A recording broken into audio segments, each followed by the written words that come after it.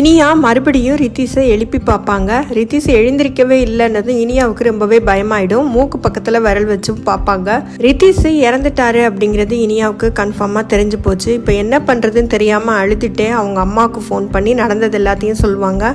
பாக்யா என்ன சொல்லுவாங்கன்னா, அங்கேயே வெயிட் பண்ணி ஒரு 10 நிமிஷத்தில் நான் வந்துடுறேன், நீ எதுவும் போலீஸ்க்கெலாம் ஃபோன் பண்ண வேண்டாம்னு சொல்லிட்டு ஒரு 10 நிமிஷத்தில் அங்கே போயிட்டு பாக்யாவும் ரித்தீஷை கூப்பிட்டு பார்ப்பாங்க. ரித்தீஷ் எழுந்திருக்கவே இல்லைன்னதும் மூக்கு பக்கத்தில் விரல் வச்சும் பார்ப்பாங்க. ரித்தீஷ் இறந்துட்டாருங்கிறது 2 பேருக்கும் கன்ஃபார்மாக தெரிஞ்சிடும்.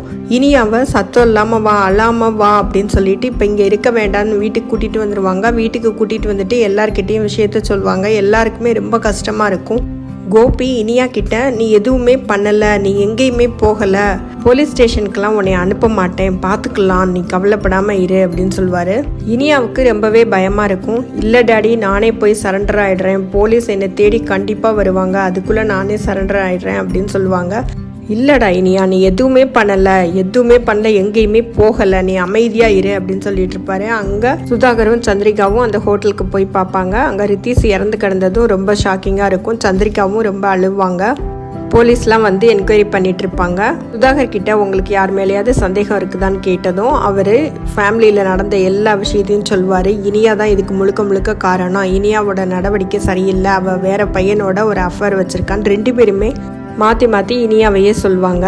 அதோட இன்னைக்கு எபிசோடு முடிஞ்சது. இதில் சுதாகர் தான் கண்டிப்பாக ஏதோ பண்ணியிருக்காரு.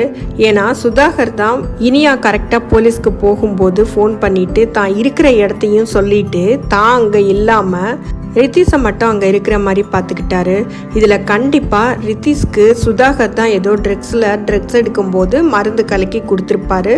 இனியாவை அங்கே வரவழைக்கிறதுக்காக சுதாகர் இனியா கிட்ட ஃபோன் பண்ணி, நாங்கள் இருக்கிற இடத்த சொல்கிறேன் பாரு, உனக்கு நீ கேட்டதெல்லாம் தர்றேன் அப்படின்னு சொல்கிறாரு அப்படின்னாலே கண்டிப்பாக அதில் விஷயம் இல்லாமல் சும்மாலாம் சொல்ல மாட்டார். ரித்தீஷோட சாவுக்கு முழுக்க காரணம் சுதாகர் தான். இனியா சுதாகர் வீட்டில் ஏற்கனவே சண்டை போட்டு போயிருப்பாங்க இல்லையா, டிவிலையும் பேட்டி கொடுத்துருவாங்க. நான் உங்க குடும்பத்தை உண்டு இல்லைன்னு பண்றேன் பாருங்க, உங்க 3 பேரோட கத்திரையை கிழிக்கிறேன் பாருங்க அப்படின்னு சவால் விட்டுட்டு போயிருப்பாங்க இல்லையா.